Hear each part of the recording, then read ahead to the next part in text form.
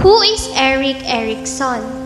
Erik Hamburger Erikson was a German-American developmental psychologist and psychoanalyst known for his theory on psychological development of human being. He coined the phrase identity crisis. He was born on June 15, 1902 at Germany and died on May 12, 1994. Erik Erikson's main theory are like to the psychoanalyst Sigmund Freud. Erikson believed that personality develops in a series of stages.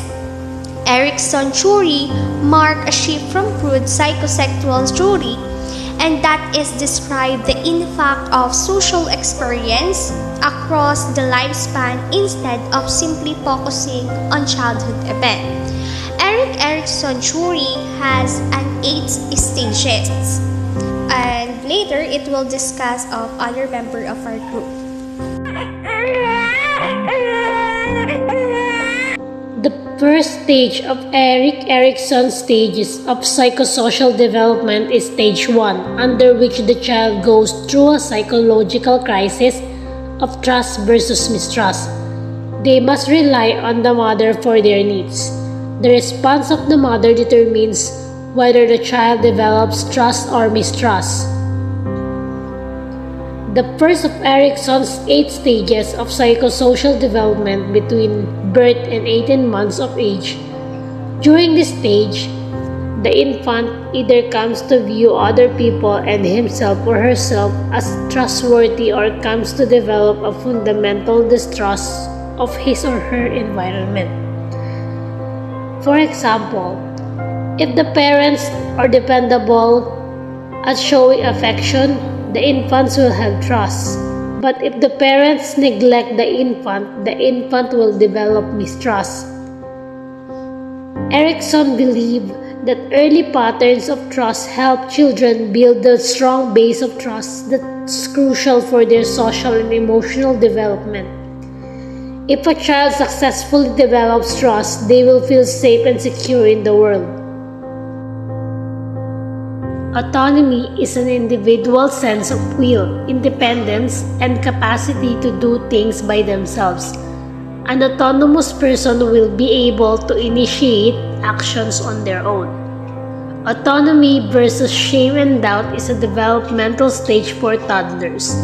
An example of this is when parents do everything for the toddler, so the toddler grows up to be a doubtful adult. The adult will then have low self-esteem. Autonomy versus shame and doubt is the second stage of Erikson's stage of psychosocial development. This stage occurs between the age of 18 months to around age 2 or 3 years. According to Erikson, children at this stage are focused on developing a greater sense of self-control. Stage 3. Initiative versus guilt. Age 4 to 5 years old. In preschool, we take initiative, try out new things, and learn basic principles like how round things roll.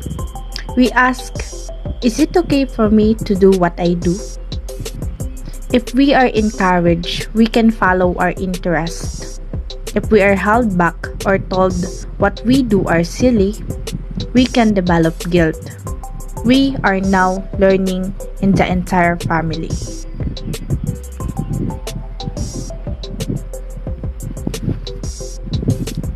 Stage 4. Industry versus inferiority. School age 5 to 12 years old. Now, we discover our own interest. We realize that we are different from each others. We can now show that we can do things right. We ask if we can make it in this world. If we receive recognition from our teachers, we become industrious, which is another word for hardworking. If we get too much negative feedback, we start to feel inferior and lose motivation. Our neighbors and schools now influence us the most. Identity versus role confusion. Identity versus role confusion. A child identifies one way but also feels like they identify in another way. A child will explore different identities throughout this stage to find themselves, and affects children around 12 years old and older. And this stage is characterized by the adolescent's question of who am I, during which time they are conflicted with dozens of values and ideas of who they should be and what they should think. How to help students with identity versus role confusion. Create a positive classroom. Teach tolerance to all students. Zero tolerance for bullying. And encourage students to be themselves. Intimacy versus isolation. Intimacy versus isolation is the sixth stage of Erikson's theory of psychosocial development, which happens after the fifth stage of identity versus role confusion. This stage takes place during young adulthood between the ages of approximately 19 and 40. The major conflict at this stage of life centers on forming intimate, loving relationship with other people. Success at this stage leads to fulfilling relationships. A struggle at this stage, on the other hand, can result in feeling of loneliness and isolation. Erikson believed that it was vital to develop close, committed relationship with other people. As people enter adulthood, these emotionally intimate relationships play a critical role in a person's emotional well-being. While the other word, intimacy, is closely associated with sex for many, it encompasses much more than that. Erikson described intimate relationships as those characterized by closeness, honesty, and love. Romantic and sexual relationships can be an important part of this stage of life, but intimacy is more about having close, loving relationships. It includes romantic partners, but it can also encompass close, enduring friendships with people outside of your family. Benefits of intimacy. People who are successful in resolving the conflict of the intimacy versus isolation stage have close romantic relationships, deep and meaningful connections, enduring connections with other people, positive relationship with family and friends, and last, strong relationships.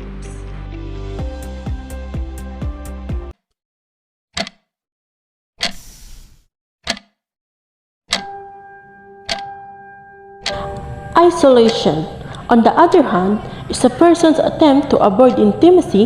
This may be because you fear commitment or are hesitant to open yourself up in an intimate way to anyone. Isolation may prevent you from developing healthy relationships.